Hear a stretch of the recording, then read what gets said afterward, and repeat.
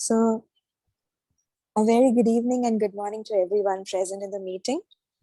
I welcome Dr. Stephen Vose on behalf of the Seminar Committee, Department of History, to today's talk. Dr. Stephen Vose is Assistant Professor of Religion at Colorado College, USA. A historian of late medieval and early modern Western India, Dr. Vose did his PhD at the University of Pennsylvania. His research examines how religious communities interacted with each other and with the state in late medieval India. His current work focuses on how caste and gender are articulated in early Gujarati Jain didactic literature. Dr. Vose previously held the Bhagwan Mahavir Fellowship in Jain Studies at Florida International University, Miami. His book, Reimagining Jainism in Islamic India, Jain Intellectual Culture in the Delhi Sultanate, won the Edward C. Demock Jr. Book Prize in the Indian Humanities from the American Institute of Indian Studies. He will be speaking today on locating Jain Tantra in late medieval Indian social and political life. Thank you so much, Dr. Vose, for joining us today. I also welcome Professor Charlene Jain to chair the talk. Thank you very much. Thank you very much, Aditi. Good morning, Steve. And on behalf of the Seminar Committee of Department of History, University of Delhi, I welcome you. And we are indeed thankful to you for agreeing to deliver the lecture. And I think without wasting much time, I request you to kindly proceed to deliver the lecture, please. Okay, well, thank you very much, Shaolin Bai, and it's lovely to see you and to accept this invitation, and good morning from Denver, Colorado. The talk I'm going to be giving today is sort of a left off piece from my dissertation that I've been kind of mulling over for a number of years now. And it concerns the question of what Jain Tantra means and what exactly people were doing with Tantras. And I would say that the last 10 years or so, at least in the American Academy, there's been a renewed interest in the question of Jain Tantra. And that has sort of come to fruition most recently in a work by Ellen Goff at Emory University called Making a Mantra, which I'll sort of plug here. Fantastic book. And it is really concerning the idea of how we think about Tantra and the role of Tantra in the Jain tradition. Now, for the most part, Jains have been a little dodgy on the question of Tantra, partly because of some of its reputation for being, say, black magic or sort of antinomian practices.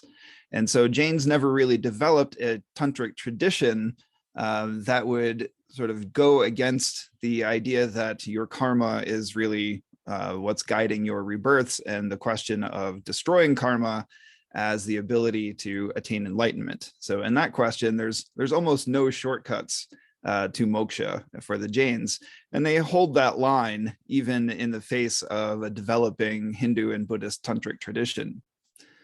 But on the other hand, they did develop a fairly serious and well-rounded interest in goddesses and vidyas and other kinds of powers that could be cultivated through sort of good practice, as well as the development of a number of mantras. Most specifically, the Nokar mantra, or the hymn of praise that is central to so much of Jain devotion, has a number of spin-offs of it that also were able to help people cultivate certain kinds of powers. And there were other mantras that governed the mendicant hierarchy, especially the promotion to the level of Upadhyay and of course to Acharya, that were governed and sort of held by the ability to learn and use specific mantras. And so we see in Ellen Goff's work what she calls the tantricization of Jain ritual, and especially of Jain mendicant hierarchy. And this is something that I pointed out in my work as well.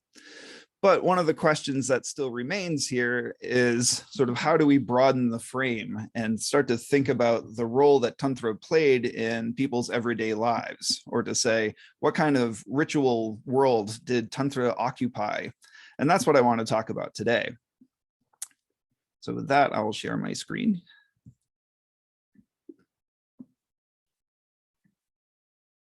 Okay. now to make sure I can see everything. All right, great. And advance my slides. Okay. So let's go back to the early 14th century. And we'll think about the reign of the Tugluks in the Delhi Sultanate period. That reached its height right around the time that a monk named Jinnah-Prabhasuri, who was a Kartargach monk from Western India, mainly from southern Rajasthan and northern Gujarat. And as Jinnah-Prabhasuri is encountered as a historical figure, we see him entering the court of the Delhi Sultan, lobbying for protections, and receives a number of firmans, and is sort of one of the best windows that we have into this period, partly because he was so prolific.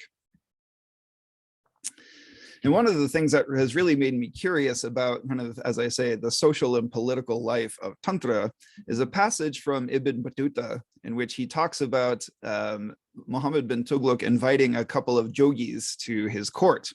And as the passage goes in the Rela, he says, "While I was still in the capital, the Sultan sent for me. I attended and found him in a private chamber, there being with him some of his favorites and two of the jogis. The Sultan ordered me to sit. He then said to the jogis, 'Verily, this illustrious man has come from a distant country. Show him what he has not seen.' They said, 'Yes.' One of them then squatted and lifted himself high up in the air in such a way that he remained over us in a squatting posture. I was astonished at this and became frightened and fell to the ground. I recovered and sat up, but the jogi was still in the same squatting posture. The Sultan said, 'Were I not afraid you might lose your mental equilibrium, I would order them to show you much greater things than you have seen.'" Now, this amusing passage in some ways points us to a world in which even the sultans were quite interested in the powers that yogis or jogis here had cultivated. And while it's not always entirely clear that these were politically instrumentally useful, the idea that this is a world in which those who cultivate tantric powers have are seen and taken interest in by those in political power, sort of prompts me to think about how we go about characterizing what the social world in which Tantra operated looked like. And in fact, it's really through this kind of encounter that we itself learn about Jinnah-Prabhasuri's encounters with the Delhi court, that the story of how Jinnah-Prabhasuri comes to be part of Muhammad bin Tughlaq's court centers on a chamatkari image of Mahavira that has the ability to portend certain events, such as incoming invasion and other kinds of calamities, and was said to have been a favorite of alchemists because of its ability to transmute metals. And we find out all of this in one of Jinnah-Prabhasuri's most famous texts, the Vivida Tirthakalpa, or the text on many pilgrimage places, tirthas. And so the whole story of the chamatkari image being taken from its location in Asinagar, which is just a bit northwest of Delhi, and being brought to the Tughlaqs, to Tughlaqabad and kept in the treasury there, prompts Jinnah-Prabhasuri to enter the court, charm the Sultan with his verses that will be kind of the main feature of my forthcoming book, and then eventually gains these firmans to protect the Jain community and Jain tirthas, and to get the image of Mahavir back, and that it is returned by the Sultan to Jinnah-Prabhasuri and installed in a new temple in Delhi, where it is still there in the Nogara Gully temple. And so we have an understanding that the political life of Jain monks was also that they were community protectors, and that we frequently see Jain monks in the courts of emperors and kings.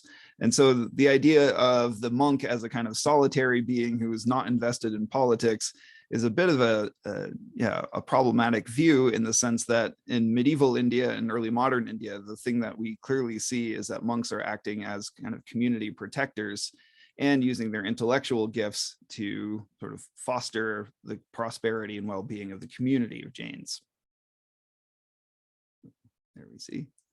That's, of course, because of the paucity of documents and images coming from the Delhi Sultanate period, I frequently rely on images from the Mughal period to help fill in things. And these are the imperial firmans from the Mughal era. Unfortunately, no documents remain from the Sultanate period that I have seen. And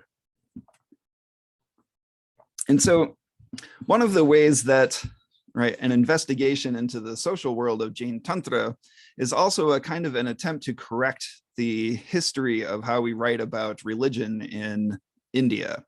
And that we frequently come across a historical model that describes the medieval period as a kind of decline of every religious tradition, and that is then revived in the modern era. And Jainism is no exception to that. And one kind of representative of this is Sagarmal Jain's own work, in which he talks about the period of the 13th to 16th century as what he calls a dark age of Jain yoga.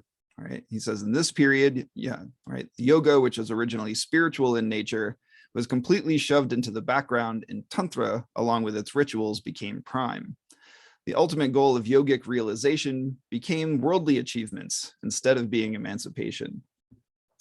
Now, Ellen Goff, in her book, takes a bit of exception to this characterization here by demonstrating that Jain monks were, in fact, using mantras to help cultivate their way toward liberation. And I'm taking a little bit of a different tack here by saying that, the yoga and Tantra continue to exist side by side as mutually reinforcing technologies that were both socially and politically beneficial. And to say that this was sort of a decline of Jainism is to miss out on the fact that these are in fact the figures who established much of what we recognize as the Jain tradition today, particularly in the form of mendicant lineages like the Kartargach and Tapagach. So who was Jinaprabha Suri?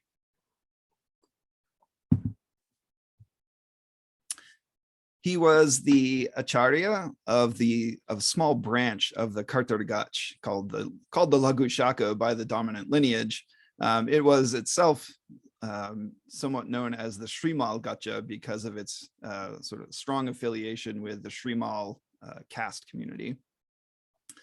But Jinaprabha Suri was a very prolific author of about 100 hymns and some 30 other longer works, including grammar and Sanskrit poetics, and he wrote numerous hymns that are works of Laghu Kavya. And of course, his most famous work is the Vivida Tirthakalpa that I've mentioned, that sort of fits into this emergent narrative genre called the Prabandhas of the 14th century, in which we learn about him securing these firmans for the Jain community that protects pilgrimage and allows safe passage, and of course recovers the image of Mahavira. But alongside these works, he also wrote a ritual manual, several hymns to goddesses, and several treatises on important mantras, especially those governing the mendicant hierarchy. And it's the ritual manual and the mantras that I'll be going into more detail about here. Okay. So Jinaprabha Suri wrote a text called the Vidimarga Prapa in about 41 chapters, mostly in Prakrit with a few passages in Sanskrit, especially those being mantras. He composed the text in about 1306 or 7 during the rainy season, and he says he completed it in Ayodhya on Vijayadashami. And the text can be roughly broken into 4 sections. One concerns the rules, regulations, and rituals of daily mendicant life. 2 is the monastic ordination and promotion rituals and curriculum for study to earn promotion within the monastic order. And this is something Ellen Goff goes on at length about in her book. 3rd are the details for the monastic examination of food, garments, etc., and the confession and expiation rituals of pratikraman and prayashchitta. And then the fourth section, it concerns installing images in temples, harnessing the powers of Vidya Devis or yoginis, rules for pilgrimage and calendrical rites, and the rainy season retreat or the Chaturmasa. And sorry, I'll back up here. I'll sort of pause here for a moment. All right. Let's get into this a little bit here.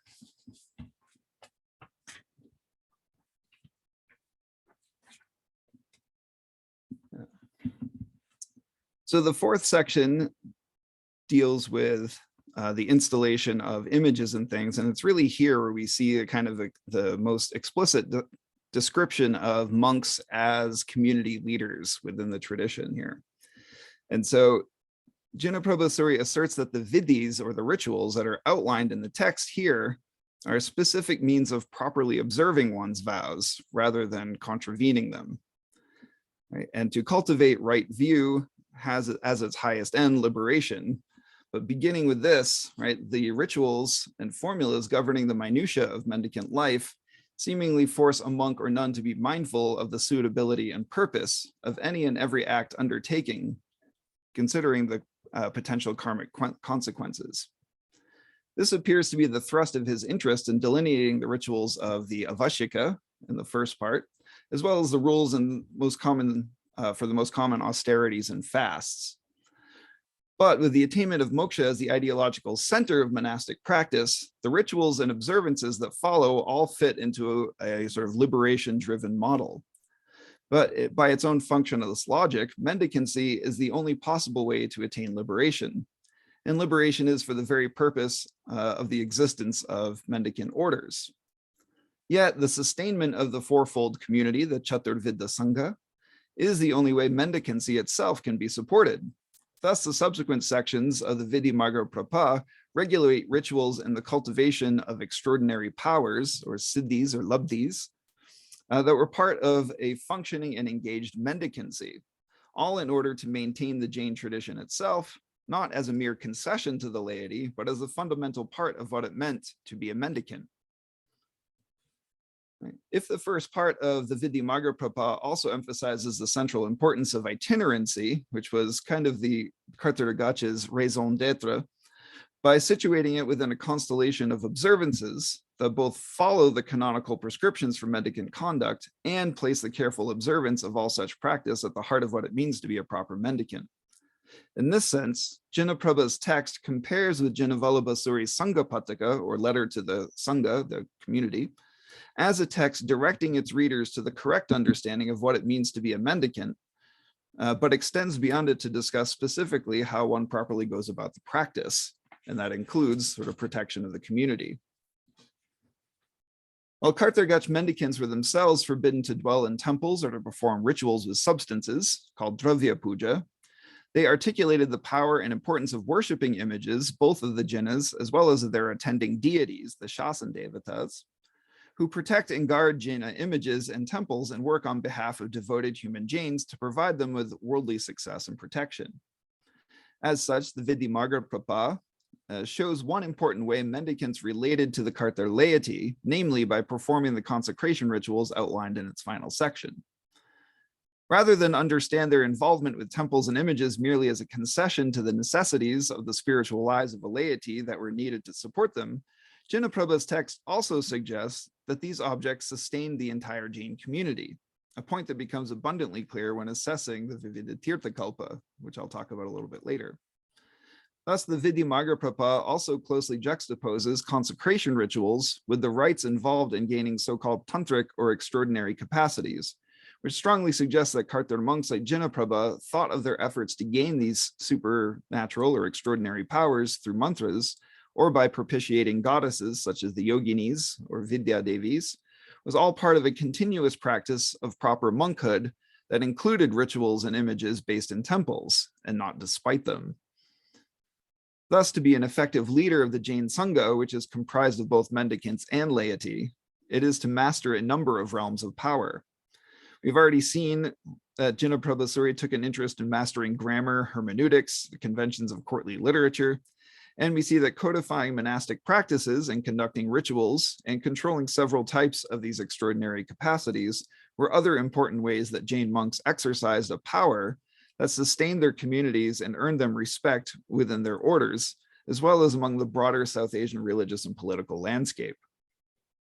The Vidyamagga thus makes several explicit connections between proper ritual observances and the political realm. Most notably, the correctly performed installation of a Jinna image increases a king's power. It can even end plagues and famines that descend upon a kingdom, as he notes. Although Jinna Prabhasuri authored many of the Vidyas in the text, he also included a number of short works by other monks from within his lineage, such as Jinna Vallabhasuri's rules on fasting and confession, Jinna Dattasuri's positions on monastic conduct and the promotion of mendicants, and similar opinions from other figures like Jinna Chandrasuri, 1 and 2, let's say. Displaying this spiritual pedigree likely helped to solidify his credentials as fully part of the Kartargach, perhaps even as the legitimate successor to its leadership and not just as a sort of side branch of the tradition. So it seemed to explain some extraneous references to a text on lay rituals by Janeshwara Suri, whose demise the Laghu Shaka formed. All right. So Jinna Prabhasuri also includes parts of works by respected non-Kartar monks as well, such as Sri Chandrasuri's verses pertaining to the establishment of images. Jinna Prabhasuri solidifies his lineage's foundations and thereby its authority by referring to important works by early Jain monks such as Manadeva Suris, whose precepts on resting places from the Mahanishita Sutra are outlined in the text. He draws extensively on Padalipta Suri's treatise on the Suri mantra itself, and imbues the Acharya of a lineage with the power to protect and lead his group, as well as Padalipta Suri's Nirvana Kalika, or the Bud of Liberation, a book of spells and rites that fits into a small corpus of sort of pure tantric literature. More specifically, the topics Jinna Prabhasuri covers in this text and other related texts correspond with a number of similarly titled Vidhana, or Order, Rules, and Regulations texts by figures like Haribhadra Suri and Hemachandra. The organization of the Vidyamagga suggests that for mendicants, there is no meaningful line between the ritualized rigors of the highly regimented everyday monastic conduct and the performance of installation rituals, and even some esoteric and mantra-based rituals as distinct modes of action. Indeed, it appears that Jinna Prabhasuri understood the 6 obligatory actions, or the avashikas, as ritualized forms of conduct meant to cultivate a totalizing set of moods and behaviors that would progressively develop a practitioner into one whose every action was in conformity to the tenets of the faith. Let's see. As a mendicant gained greater depth in his practices and higher ranks in the order, an increased number of powers became potentially available through new esoteric mantra-based ritual performances. As a continuum of ritualized conduct and performance, they were also part of the hierarchically organized mendicant order, in which power rested not only in the access to these increased powers, or increasingly sort of esoteric powers, but also in the production of ritual manuals that instructed practitioners in how to connect mantras and rituals to gain access to those special powers. As the Vidyamagga helps us to understand that monastic conduct and ritual performances are all connected as part of the life of a mendicant, we can now turn to other works within Jinna Prabhasuri's oeuvre that address these concerns in other ways. They display Jinna Prabha's concern over specific issues regarding proper ritual performance and mendicant conduct, and help us to build a picture of him as a deeply involved member of the, deeply involved in the development and perhaps even crystallization of the Kartar order's position on these various issues.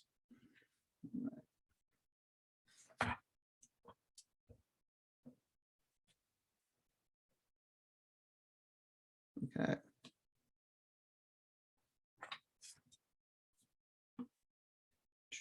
Sorry.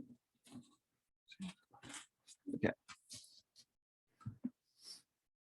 So these texts, specifically the Vidyamagga, serves to illustrate for us the contentiousness of certain particularities of mendicant conduct and specific acts of worship.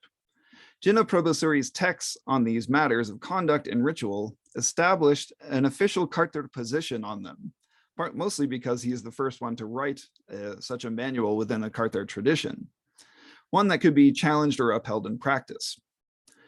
While further study would be necessary to find other such documents to reconstruct a more fulsome picture of what appears to be an ongoing debate within the Jain orders at large at the time, Jinna Prabha's writings would have settled matters for a number of mendicants who were part of his nascent branch of the order, and they appear to have diverged from other practices among other parts of the Gacha.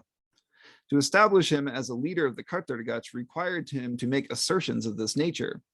Indeed, his positions do not appear to be drastically revolutionary, but rather in conformity to sets of practices established by well-respected monks of previous generations. That these positions had to be re-articulated, however, should point out to us that these items were contested and likely had the backing of other respected monks, and likely too the always highly valued weight of common practice. For whatever provincialism these arguments might demonstrate about inter-Kartar affairs, Jinna Prabhasuri's polemic against the Tapagach, I'm not actually going to talk about that. Anyway, he goes on to launch a polemic against the Tapagach that sort of helps to sort of solidify exactly what Kartar positions are on this topic, but I will pause there for now and move on. All right, so what are these extraordinary powers and labdhis, and how does one go about attaining them, and what was the purpose that they served within the tradition here? So Jinna Prabhasuri writes a number of treatises explaining the powers that are available to members of the mendicant hierarchy, particularly the Suri Mantra, and the text that he writes is called the Suri Mantra Kalpa. And so let's take a look at this, and how does he talk about the benefits and powers that are rooted in the mantras that governed both mendicant hierarchy and were meant for mendicant leaders who were invested in their communities. So Jinna Prabhasuri ascribes to the Suri Mantra, also known as the Acharya Mantra, as it's taught to a monk only upon attaining this rank, can hardly be overstated. In a text called the Siddhantagama Stava, which he outlines the text of the Jain canon, he declares it the foremost reason for the continuation of the tradition.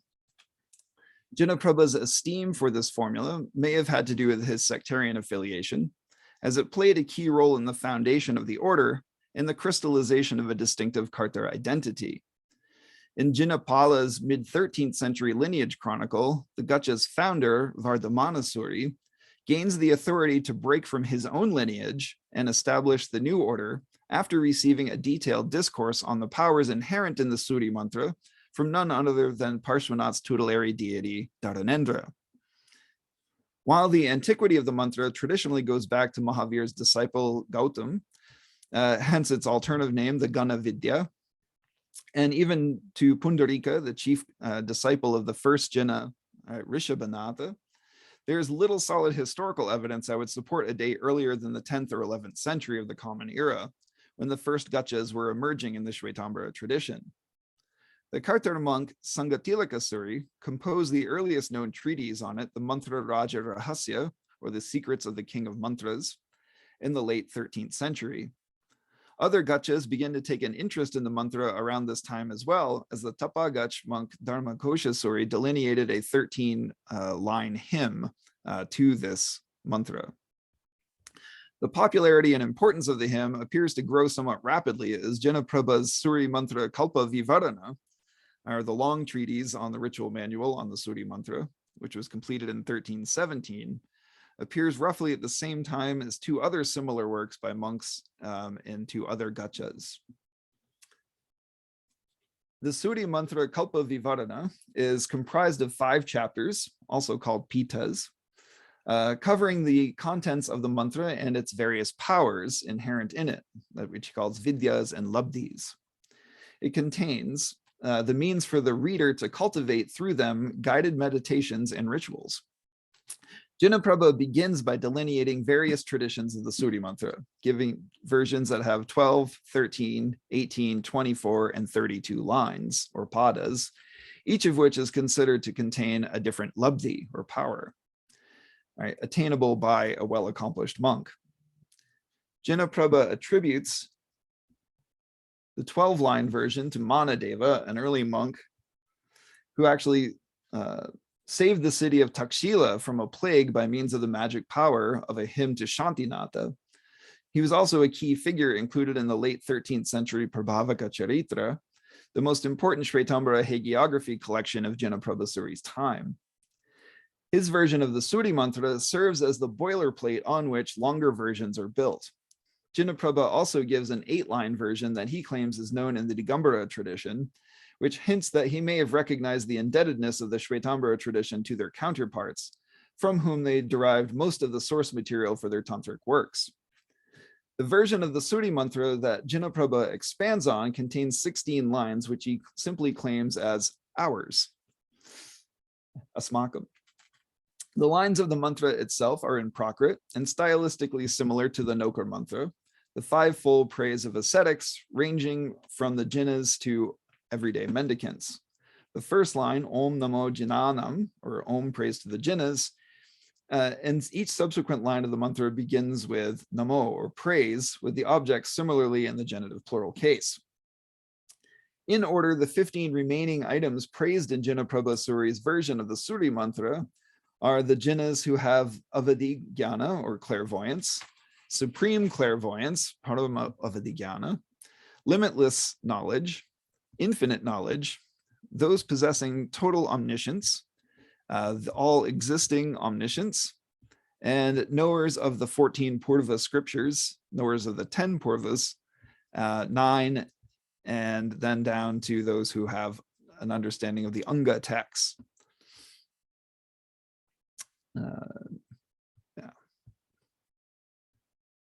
So Jinaprabha Suri then proceeds to explain in Sanskrit the powers embedded in each line and the techniques for cultivating them. The 16 lines are grouped into 3 parts. The first 5 lines, praising the jinas and their various types of clairvoyance, become the object of what is known as the blue meditation, the Nila Dhyana, that grants an acharya various practical and even soteriological powers outlined elsewhere in the text. Next, the 6th line, an invocation of all omniscience, becomes the focal point of the red meditation, through which one gains the interpretation of dreams of oneself and others. Finally, the remaining 10 lines of the mantra, which invoke the highest stages or gunasthanas on the Jain path to liberation, namely the knowers of the Purva scriptures, right, the now lost but previous discourses of Mahavir, possessors of extraordinary capacities, which are part of the white meditation, which, as he notes, upon reciting these lines 24,000 times, gains one these powers to become the equal of Gautama. Additionally, upon mastering the basics of the mantra via the meditations, an adept ascetic gains 8 vidyas, feminine gendered powers. The first of them is called Saraswati, referring to the presiding goddess, who bestows poets and philosophers with their gifts. And as I show elsewhere in my book, right, the ability to function well through the composition of poetry was deeply politically important to Jinaprabha Suri's ability to make interventions with the Sultan.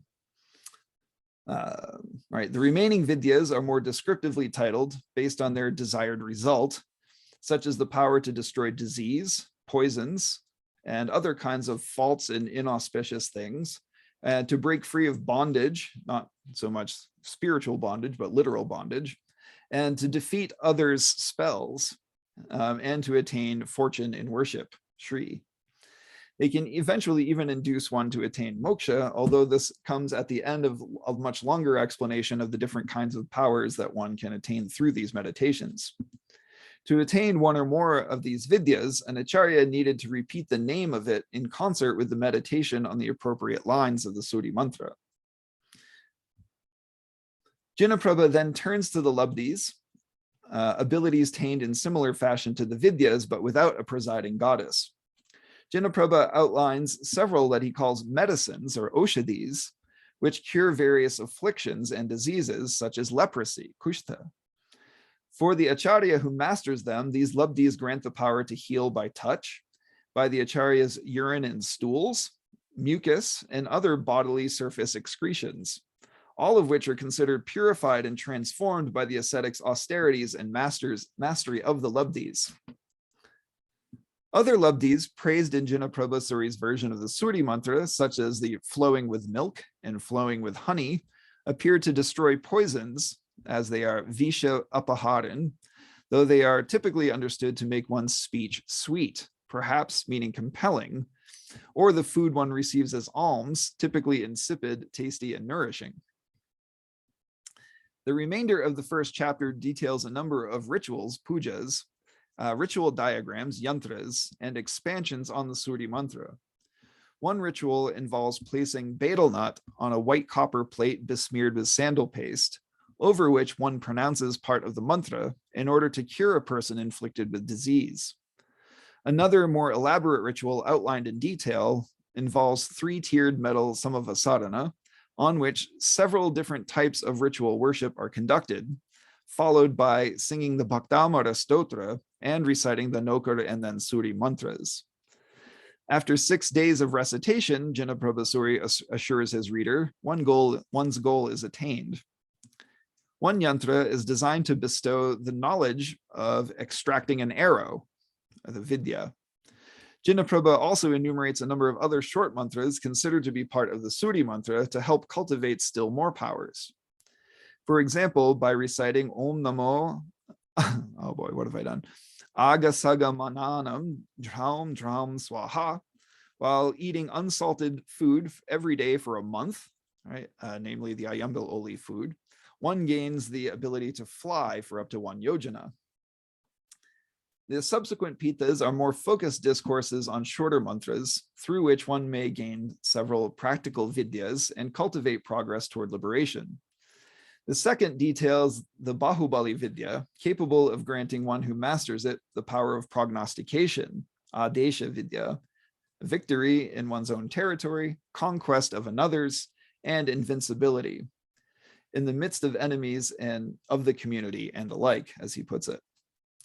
The third discusses subsidiary powers, upavidyas, such as power over dreams, cultivated through the combination of certain mantras that I will not repeat here, and reporting and performing related austerities. Although each element is based on a word, they are essentially untranslatable, like Giri, Siri, or Shri. Right? Instead, they invoke a wide range of goddesses, including those of the directions, the Dikumaris, the 24 guardians, Shasan Devis, who attend the Jinnas, Chakreshwari, the only one who is specifically named here, and Mahakali grants one the power to foretell the lifespan of a great sadhu or layman. In concert with specific fasts and meditations, one can attain various goods named as specific goddesses, namely equanimity or Shanti Devi, fearlessness, Abhaya Devi, and bliss, Nirvriti Devi, as well as happiness, fame, wisdom, and wealth. The fourth pita, the seat of mantras, asserts that reciting a modified version of the mantra, the Suri mantra 12,000 times, with the hand gesture or mudra called the supreme, Parameshti, an epithet for those who are the sort of the figures of the Nokar mantra, will quickly gain one's desired end, including liberation. The lengthy 5th chapter on the king of mantras, which can bestow up to 50 different powers, labdhis, and even grant liberation. 108 meditations on it destroys karma. 100,008 such recitations causes the Suri to appear like Gautama, and repeating it 3 lakh times or 300,000 times grants one liberation in just 3 more births and makes one a Gautama in this world.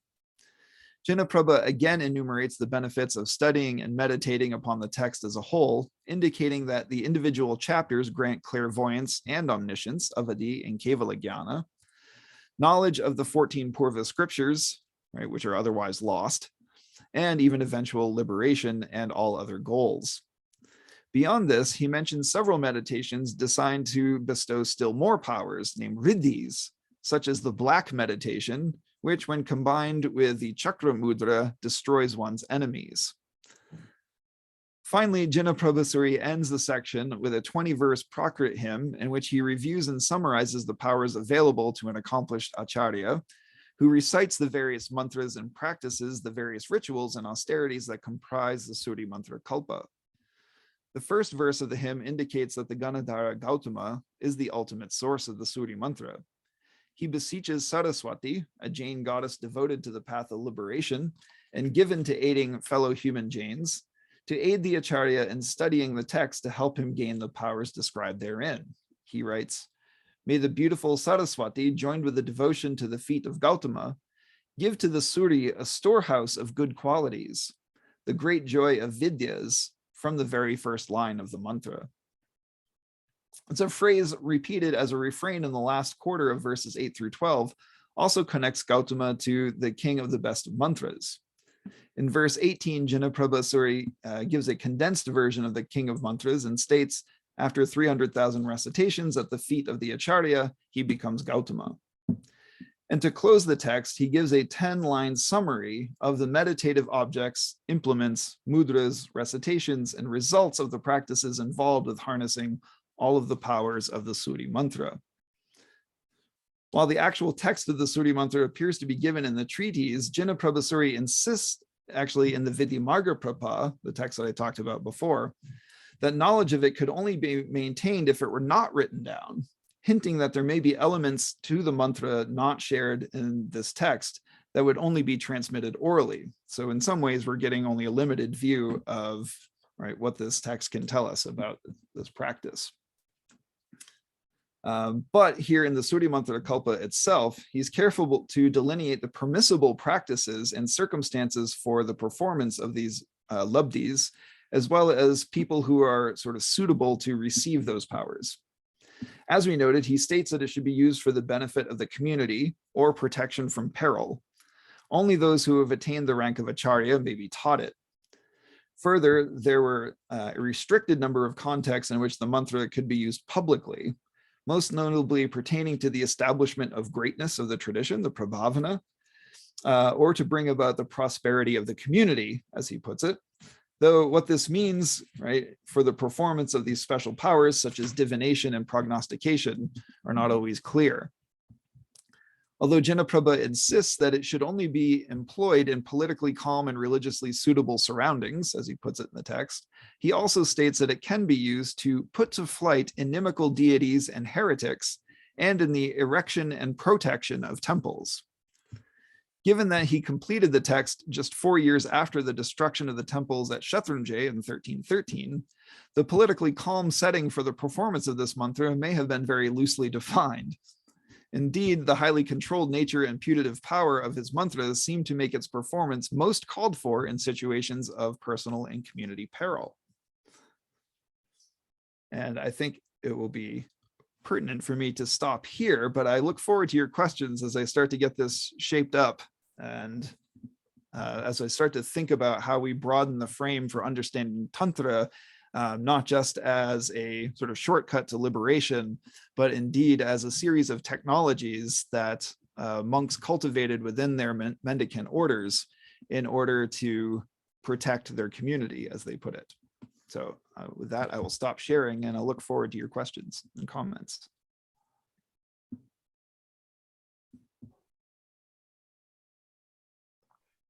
Thank you very much, Steve. Thanks a lot. Indeed, it was a really very insightful talk. And what I feel is that by way of your talk, you have flagged Tantra with its methods and practices as a tool of writing social and political history, Tantra as a form of knowledge that belongs to a completely lost or forgotten episteme, and how you locate and perceive Tantra as technology of power. This is something that I feel, strongly feel, it opens up new horizon of research. It allows us to uncover the collective attitudes as well as the internalized biases as well. And I strongly feel that such a methodology and use of such a source like Tantra, it broadly raises the question, what actually constitutes the anthropology of Jainism as a discursive tradition, and in what ways such narratives have been preserved and transmitted through the textual traditions and intellectuals, or more differentiated meanings that were created by the local and the popular traditions. Uh, it's mere a formality for me being on the chair to ask you one small query. See, I don't work on Tantra, I have no idea, but were the Jain Tantra, were they also capable of killing? If that was the case, then I think much of the Jain critique of the Brahminical, sacrificial, and ritual framework, don't you think was always incomplete? Yeah, that's a great question, Shalin, and thank you for those comments. Yeah, so there is the description of what's called the black meditation, right? The Krishna Dhyana, that does have the power to invoke Mahakali, and it can destroy one's enemies. And there's been a lot of debate among the handful of people here who are interested in Jain Tantra about whether this really means as a kind of power for killing, and right, how that actually squares with kind of the Jain, how to say it, the Jain vow of ahimsa and its sort of guiding practice as sort of what we think of as organizing Jainism. That certainly Jain monks should not be invested in powers that have the ability to kill, but clearly they're outlined there. But one of the things that's really interesting about this, and I kind of did this rhetorically in my paper, is that Jinaprabhasuri offers no comment specifically on when that power ought or ought not to be used. He just sort of describes it and then he moves on. And so in terms of the technology of Tantra, and I really do think that technology is a really interesting and effective way to think about what Tantra is. People like Alexis Sanderson have pointed out that most of the Jain Tantric texts that we know of, texts like the Bhairava Padmavati Kalpa, are essentially not yogi Shaiva texts in which the text has been sort of edited to remove references of Shiva and put in references to Mahavir, right? Or just Vira or the Jinna, something like that. And so it's kind of like the Jains, as he put it, rewrote the software, right, to upgrade it and sort of make it into a Jain text in that way. But essentially, like, the code was written by not the yogis who were practicing this, not the Ati Marga, but the Mantra Marga.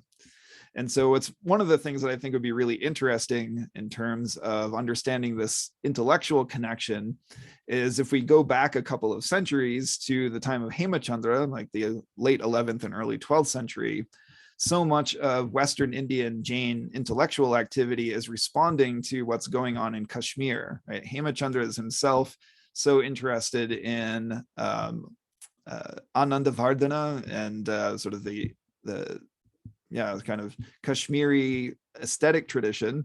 It's also fairly clear that he sees Pashupatas as kind of his main interlocutors in Gujarat, and he's basically trying to convince Shaiva kings under the Chalukyas that Jainism is a superior path and that Mahadeva is a sort of a devotee of the Jinnas as well.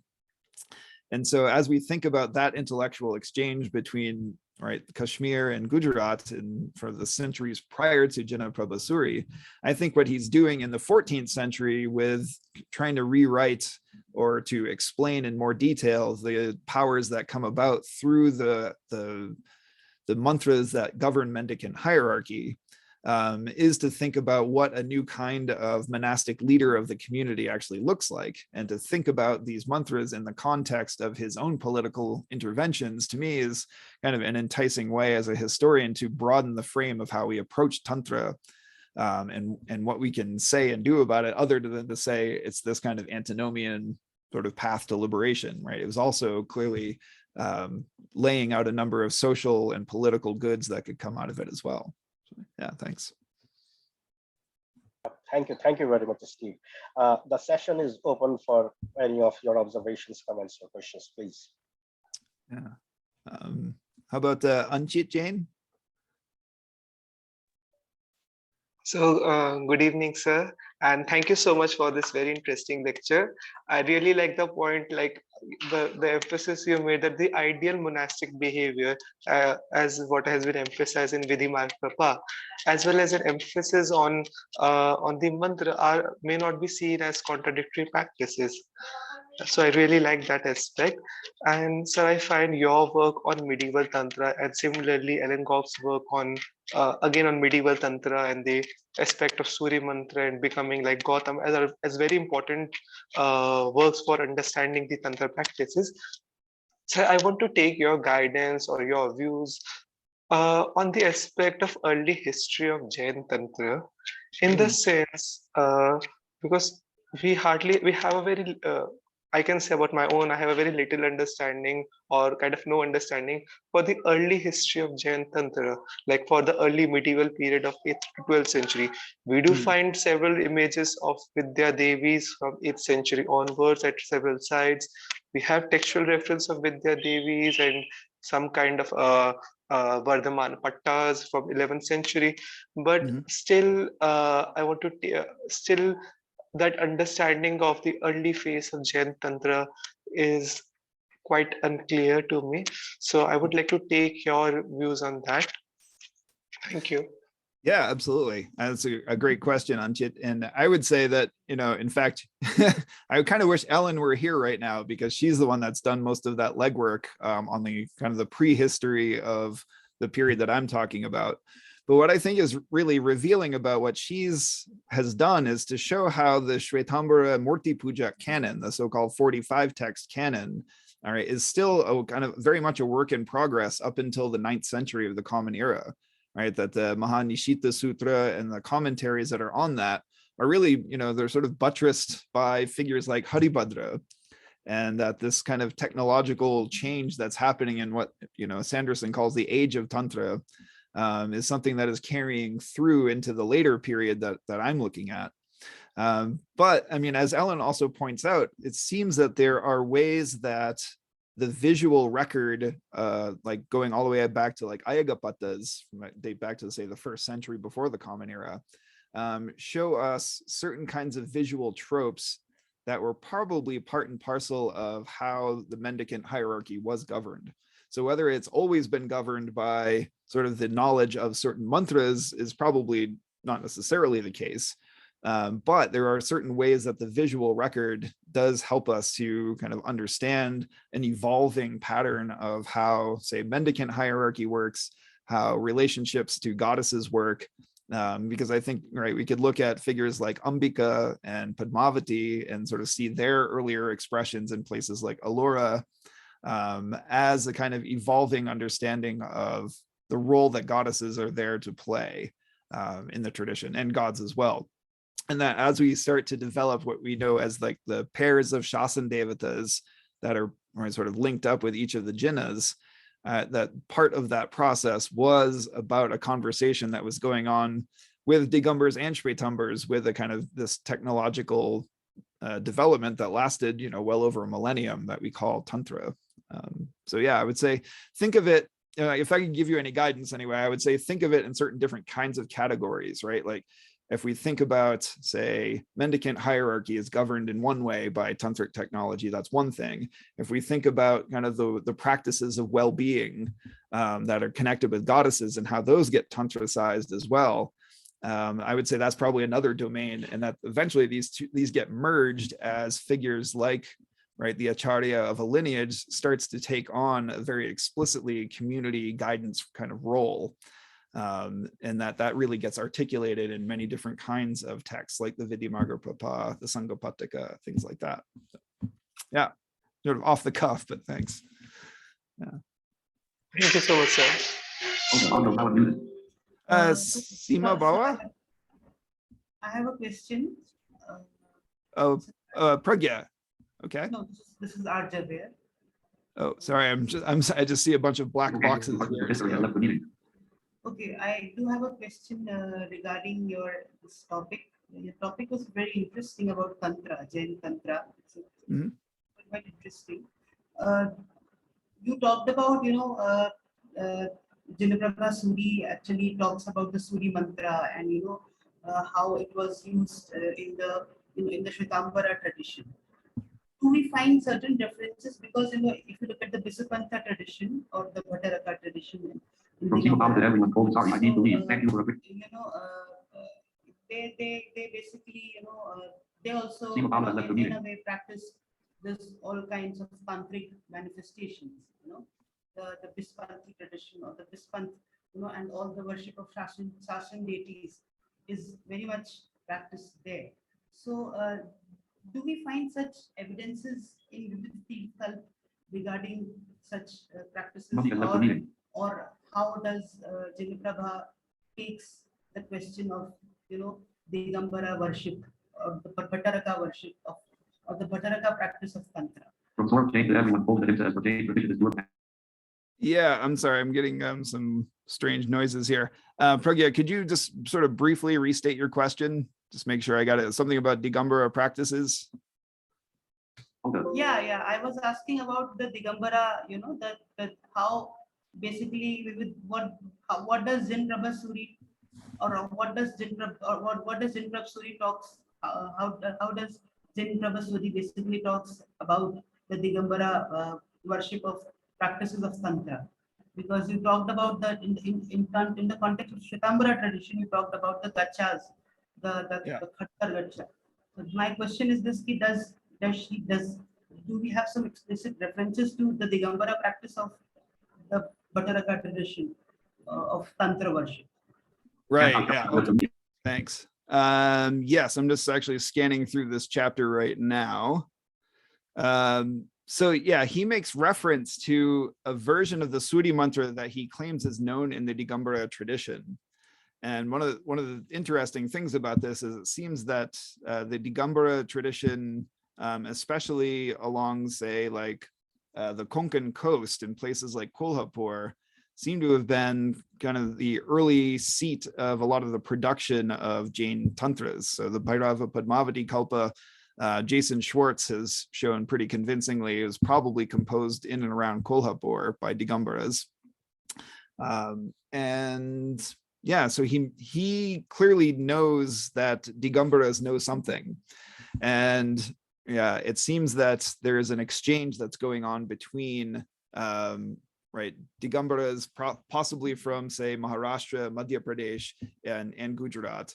But that's something that probably should be worked out a little more clearly as a historical issue of what do we actually know about the circulation and exchange between Digambara and Shvetambara intellectuals. Something that I wasn't really capable of digging into. But as I'm starting to shape this work up into publication, I think it's something I definitely should think more about.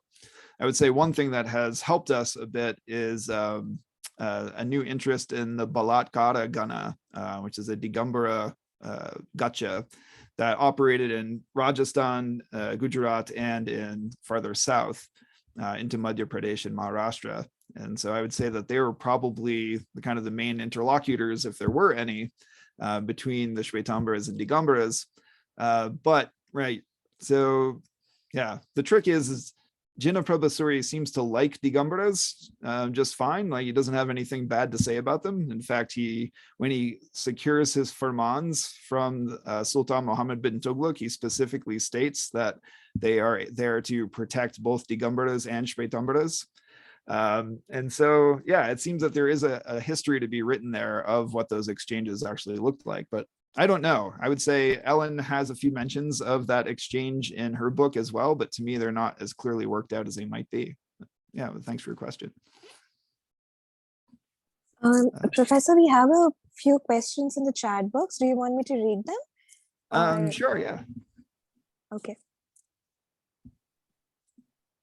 So Srishti Jain is asking, please share your source of lecture. Is it primary or secondary? Yeah, so I mean, I have to go soon because I have to go teach class. So I'll just quickly try to answer these. So the primary sources that I'm working on here are Jinaprabha Suri's works, the Vidimarga Prapa, which has been republished recently by the Prakrit Bharti Academy in Jaipur, as well as the Vardhamana Vidya Kalpa and the Suri Mantra Kalpa, Vardhamana Vidya Kalpa was recently republished, I think, by the Saraswati Pustak Bandhar. The Suri Mantra Kalpa Vivarana exists in Poti form, sort of an early 20th century publication that I got a copy from the LD Institute in Ahmedabad. Let me just take a look at some of these other questions here. One small comment from you, I'd like to draw from David Snellgrove's work. Do you find some elements and commonalities of Hevajra Tantra in the tradition of China, Cambodia, Thailand, and the West? Wow, big question. I'm going to punt on that one because as a social historian, I would say that I have sort of wandered my way into Tantra as an interest, and I don't actually know very much about Hevajra Tantra, and definitely not about, say, China or Southeast Asia. Let's see. Shishir Mishra. In every medieval period, large numbers of secondary goddesses were associated. So let's clear our understanding about direct involvement in secondary goddess in the tantric sphere. Whether we have integrated the policy of Jain tantric gamuts during the period of your study. Okay, great. All right, and Saurabh Jain. Ahimsa, as per the Jain tradition, is pure, but that does not mean that one should not make any efforts to save dharma or shravaks. The duty of the shravak is to practice ahimsa, and the duty of the kshatriya is to save shravaks and acharyas and gurus. Unrelated, unrequired ahimsa is not solicited, is not invited, not called for. Further, the awareness of the mantras and tantras that are capable of wiping off entire army does not mean that they will be used as well. Many acharyas are aware of these mantras, but have never used them. Okay. All right, back to hands up. I see Vidushi Jain. You have a question? Hello. Yeah, hi. Thank you for the amazing lecture. I just wanted to ask one simple question in terms of when we talk about Jain Tantra and what the present understanding is, how they are distinct. The monks who are talking about the Jain Tantra was like seen as tantrics, outsiders per se, and but you clearly have changed the understanding now. My question is, when we are talking about Suri Mantra per se or Jainaprabha Suri is writing those texts, what is the role attributed, or is the role of the Jina changed in any way? Because what we understand as Jina is one who is not intervening or cannot intervene in any way. So is it the all the vidyas which are possessed, the powers which are possessed, are the Jinas given any kind of credibility or the credit for this, or is it just purely the power of the mantra, or the other thing which can be the Vidya Devis or the goddesses are brought into the picture?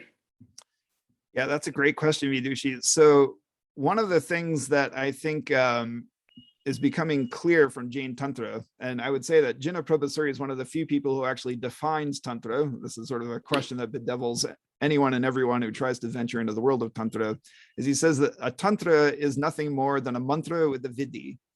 So for him, like for so many other Jains who are interested in what we would call Tantra and sort of the effects of, you know, being able to recite vidhis, being able to invoke goddesses and gain their powers, for him, it's sort of rooted in the mantra itself, and the vidhi is there to sort of help one learn and gain the powers of the mantra. And so part of this rests on a Jain understanding of mantra as sort of a speech act, as we'd say, and that Jains are fairly well developed in their understanding of how mantras work, right? And this kind of goes back to the extent that it relates to the jinas. What I would say is something like the Divya Dhwani, or the idea that in the Digambara tradition, when the Jina preaches, right, what comes out of his body isn't speech exactly, but a kind of vibration or a shruti. And it's up to the Ganadharas to translate it into known languages. And I would say that that sort of points us to a Jain understanding of how mantra works, and has sort of persisted well into the kind of the hoary past of the Jain tradition. And so connecting it not so much to the personalities and figures and teachings of the jinas, but rather the actual ability to root a mantric invocation in the name of the jina, or just in sort of in the concept of jinas, I think is actually how most of this is working. So it's not so much that the agency of a figure like Mahavir or Parshvanath or Neminath is is being invoked, rather that their names and their titles, and right, what we see is, right, Namo Jinanam, Namo Ohi Jinanam. So like this is sort of works of praise that are also functioning like mantras to sort of evoke the powers that would come about through jinnahood, right? So as we understand that gunasthana is sort of the progress toward liberation, that as one goes up in those levels, one gains other kinds of powers, that to invoke the word jinna is to invoke the powers of figures who would be jinnas, as I understand it. So at any point, but at any point, the Vidya Devis or the goddesses invoked in, in the form of independent deities or independent figures? So the Vidya Devis are, and in fact, the contest seems to be in many ways about the ability to gain the powers over the yoginis or the Vidya Devis. And so Jinna Prabhasuri, one of the kind of posthumous narratives about him is that when he goes to Merauli, he gives a lecture to what appears to be a group of Shravikas, laywomen, but he realizes while he's talking to them that they are actually yoginis. And he uses his own mantric power to sort of fix them in their place. So he sort of makes it so that they can't stand up. They're kind of stuck on where they're sitting on the floor there until they beg him to let him go. And he says, I will let you go if and when you allow me to sort of use your vidyas. And so this sort of an interesting way of invoking the idea that the goddesses there are powers that need to be harnessed by a well-accomplished monk, and that they're not actually associated with, say, like the Shasan Devatas, who have protective roles to play. So Padmavati is often described as sort of looking over his shoulder while he's in the court of Muhammad bin Tughlaq by the later hagiographers, and sort of warning him of danger that he's sort of deftly able to get out of. But yeah, a different realm of powers that are sort of, not all goddesses are the same. Thank you. Thank you so much. Thank you. Yeah. Thank you so much, Professor Vose, for giving the lecture. It was a very, very interesting talk. Thank you. I also thank the audience for participating in the event. Our next talk is scheduled for the 27th of April, Wednesday at 3:30 p.m. The speaker is Professor Partha Datta, who will be speaking on Approaches to the History of Music and Khayal, a Survey. Thank you everyone for joining us. See you next week. Thank you, Steve. Thank you very much. Thank you, everyone. And if you still have questions, please do feel free to email me. I've put my email in the chat. Thank you, Steve.